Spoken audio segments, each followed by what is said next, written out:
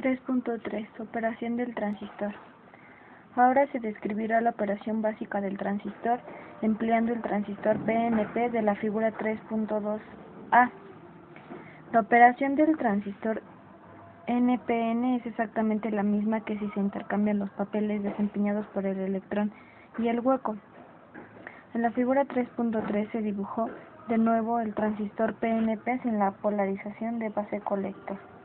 Observe las similitudes entre esta situación y aquella del diodo con polarización directa del capítulo 1. El espesor de la región de agotamiento se redujo debido a la polarización aplicada, lo que da como resultado un flujo muy considerable de portadores mayoritarios desde el material tipo P hacia el material tipo N. Figura 3.3 Unión de transistor PNP con polarización directa. Región de agotamiento, portadores mayoritarios, y este es la base, este es el emisor y este es el voltaje del emisor. Ahora eliminaremos la polarización base-emisor del transistor PNP de la figura 3.2a, como se muestra en la figura 3.4.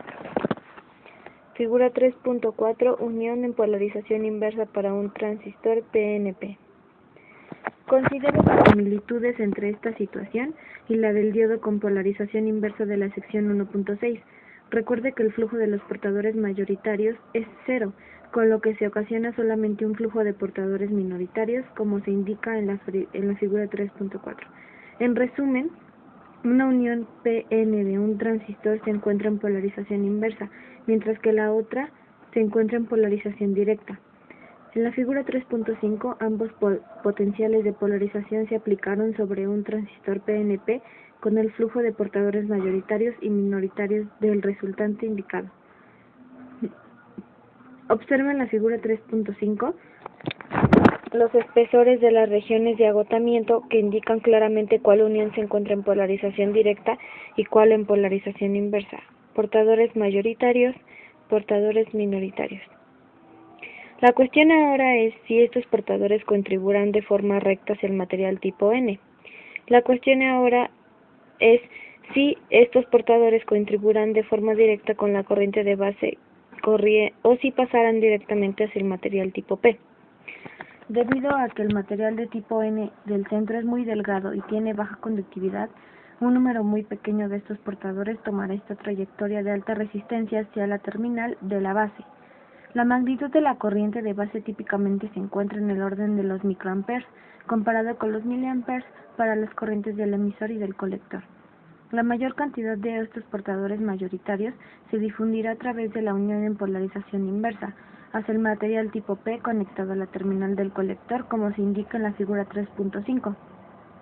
El motivo de esta facilidad relativa con la que los portadores mayoritarios pueden atravesar la unión en polarización inversa se comprende con facilidad si se considera que para el diodo en polarización inversa, los portadores mayoritarios inyectados aparecerán como portadores minoritarios en el material tipo N. En otras palabras, tuvo lugar una inyección de portadores minoritarios hacia el material de la región de la base tipo N. Combinando esto con el hecho de que todos los portadores minoritarios en la región de agotamiento atravesarán la unión en polarización inversa de un diodo, es posible explicar el flujo que se indica en la figura 3.5. Al aplicar la ley de corriente de Kirchhoff al transistor de la figura 3.5, si se trata de un nodo solo, se obtiene corriente de emisor es igual a la corriente del colector más la corriente de base, y se observa que la corriente del emisor es la suma de las corrientes del colector y de la base. Sin embargo, la corriente del colector está formada por dos componentes, los portadores mayoritarios y los minoritarios, como se muestra en la figura 3.5. Al componente de corriente minoritaria se le denomina corriente de fuga y se le asigna el símbolo ICO, la corriente IC con la terminal del emisor abierta. Por tanto, la corriente del colector se determina en su totalidad mediante la ecuación 3.2, que es corriente del colector es igual a corriente del colector mayoritario más la corriente del colector abierto minoritario. Para transistores de propósito general, la corriente del colector se mide en miliamperes, mientras que para la corriente del colector abierto se mide en microamperes o en nanoamperes. La corriente del colector abierto, al igual que la corriente para un diodo en polarización inversa, es sensible a la temperatura y debe analizarse cuidadosamente cuando no se considera en aplicaciones con intervalos amplios de temperatura. Si esto no se considera apropiadamente, puede afectar de manera importante la estabilidad de un sistema a una temperatura alta. Las mejoras en las técnicas de fabricación han provocado niveles significativamente más bajos de la corriente del colector abierto, a tal grado que es casi posible omitir su efecto.